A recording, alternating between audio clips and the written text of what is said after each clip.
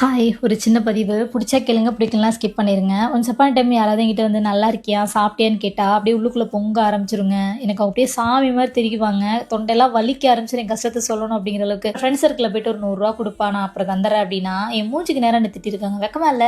அசிங்கமா இல்ல? எப்ப பார்த்தாலும் 100 குடு, 200 குடுன்னு கெஞ்சிட்டு இருக்க. உழைச்சு சாப்பிட மாட்டியா?" அப்படின்லாம் சொல்லி திட்டிருக்காங்க. ஏன்னா, நான் அதிகமா கடன் வாங்குற புள்ள. என்ன பண்றது? இன்னைக்கு சாப்பிட்டுட்டேன், நாளைக்கு சாப்பிடணும். வேற வழியும் இல்ல, வேலையும் இல்ல. உங்ககிட்ட தானே கேட்டாகணும்.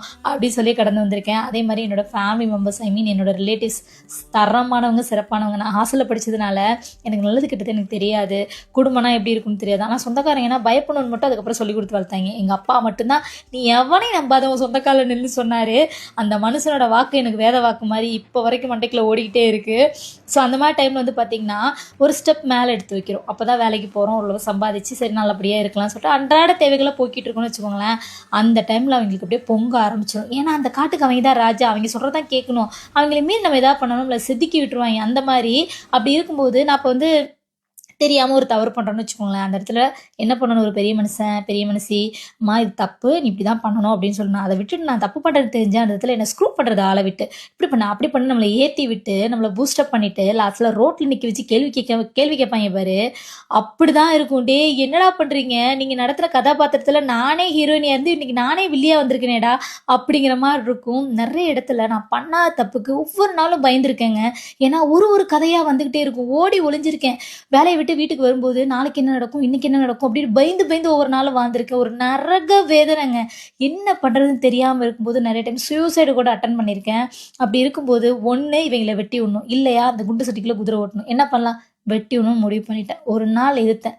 ஆமா நான் பண்ணாதப்ப பண்ணுங்கிறல்ல, ஆமா நான் பண்ணேன், இனியும் பண்ணுவேன், இன்னும் நிறைய இருக்கு, உனக்கு இது மட்டும் தான் தெரியுமான்னு இல்லாத விஷயத்த அந்த இடத்துல சொருகுனேன்.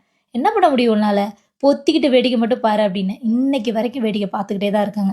அதே இடத்துல தான் இருக்காங்க. ஒரு ஸ்டெப்பு கூட நகரல, எதுவுமே மாறல. புதுசா அவங்கள அசிங்கப்படுத்துறதுக்கு புதுசான விஷயங்களை அவங்களே ஏற்படுத்திட்டு இருக்காங்க. ஆனா நான் ஒதுங்கி வந்து இந்த இடத்துல நான் கர்வமா சொல்லுவேன், சத்தியமா சொல்றேன், 10 பைசா என் ஃபேமிலியில யாரும் கொடுக்கல. ஏன்னா எனக்கு கொடுக்கறதுக்கு ஆள் இல்லை.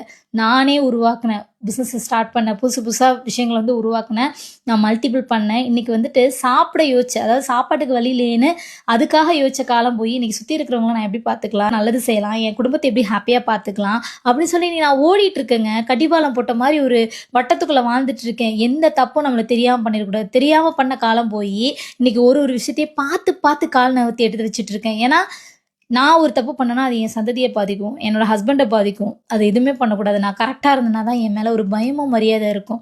ஸோ அந்தளவுக்கு நம்ம மாறிட்டோம். உண்மையை சொல்லப்போனால் ஒரு சோஷியல் மீடியாவில் ஒரு பொண்ணு வந்துட்டு தைரியமாக சுற்றுறாங்க, இந்த சொசைட்டியில் நல்ல ஒரு இடத்துல இருக்காங்க அப்படின்னா ஃபஸ்ட் அந்த பொண்ணு எனக்கு தெரிஞ்சு 99.9% அவங்களோட கேரக்டரில் அசிங்கப்பட்டு அந்த இடத்துல வாதாடி போராடி சீராடி இல்லைப்பான்னு சொல்லியும் கேட்காம ஆமாடா அப்படின்னு சொல்லிட்டு வந்து இன்னைக்கு என்ன வந்தாலும் பார்த்துக்கலான்னு ஊர் உலகம் என்ன பேசினா அப்படி காதலை வாங்கிட்டு இந்த காதலை விட்டுட்டு அழகா தன்னோட குடும்பத்தோட போயிட்டு இருக்காங்க பார்த்தீங்களா. அந்த மாதிரி பெண்கள் வந்துட்டு சத்தியமா சொல்றேன் வேற மாதிரி தான் நான் சொல்லுவேன். நான் அந்த இடத்துல அவங்க எல்லாருக்குமே நான் வந்துட்டு அவங்க கஷ்டப்படுற டைம்ல அவங்களுக்கு கிடைக்க வேண்டிய எல்லா விஷயம் கிடைச்சுன்னா எந்த பொண்ணு எந்த தப்பு பண்ண மாட்டாங்க. அதுக்காக தப்பு பண்ற பெண்கள் எல்லாருமே நல்லவங்க அப்படின்னு தூக்கி வச்சுன்னா நான் கொண்டாட மாட்டேன். தெரியாம செய்யறது வேற, தெரிஞ்சே திமிருக்கு பண்றது வேற. வாழ்றது எப்படி வேணாலும் வாழ்றது வாழ்க்கை கிடையாது. இப்படித்தான் வாழணும். ஒரு கட்டத்துல நம்ம நிக்கணும், நின்னோம்னா தான் நம்ம ஒரு நல்ல நிலைமைக்கு வர முடியும். இந்த மனசாட்சின்னு ஒன்று இருக்குல்ல, அதுக்கு துரோகம் பண்ணிட்டு நம்ம வாழவே கூடாதுங்க. கர்மா நான் அடிக்கடி சொல்ற விஷயம், சுத்தி நம்மளை அடிச்சுக்கிட்டே இருக்கும். ஒவ்வொரு தப்புக்கும் பெரிய விஷயங்கள் வந்து நம்மளுக்காக காத்துட்டு இருக்கும். வேணாம். ஸோ வாழ்ற வரைக்கும் சந்தோஷமா வாழணும். இன்னொன்று, நம்ம வாழ்றதுக்கு நம்ம தான் நம்மளை செதுக்கிக்கணும். இங்கே அடுத்தவன் எவனும் வந்து பார்க்க மாட்டான். சொந்தக்காரன்லாம் ரொம்ப அதையும் மீறி சொந்தக்காரங்க நல்லவங்களா இருந்தாங்கன்னா ரொம்ப நல்லா வரமாட்டாங்க. அவங்க குடும்பத்தை அவன் பார்க்க வேணாமா, அண்ணன் தம்பி வருவான், ஆட்டுக்குட்டி வருவான், யாரையும் நம்பாதீங்க. எல்லாத்தையும் ஒரு இடத்துல தள்ளி வச்சே பாருங்க. நம்ம வாழ்க்கை நம்ம கையில். எப்பயுமே இப்போ இருக்கிற நிலைமையை வச்சு ஃப்யூச்சரை ஜட்ஜ் பண்ணாதீங்க. அப்படி பார்த்தா எனக்கெல்லாம் என்ன சொல்கிறதுனா ஒன்றுமே இல்லாமல் போயிருக்கணும். பணம் சம்பாதிங்க, பணம் தான் நமக்கு. ஒரே ஒரு நாள் உன் குடும்பத்தை பட்டினி போட்டு பார், உன் குழந்தைக்கு பச்சை தண்ணி கொடுக்காம இருந்து பாரு, காசு இல்லாமல் இதெல்லாம் பண்ணி பாரு, இதை அனுபவிச்சு பாரு, அன்னைக்கு காசோட வேலையை தெரியும். சும்மா வாயில் வட சொல்லலாம், ஆனால் வந்து செயல்முறையில் கொண்டு வரவே முடியாது.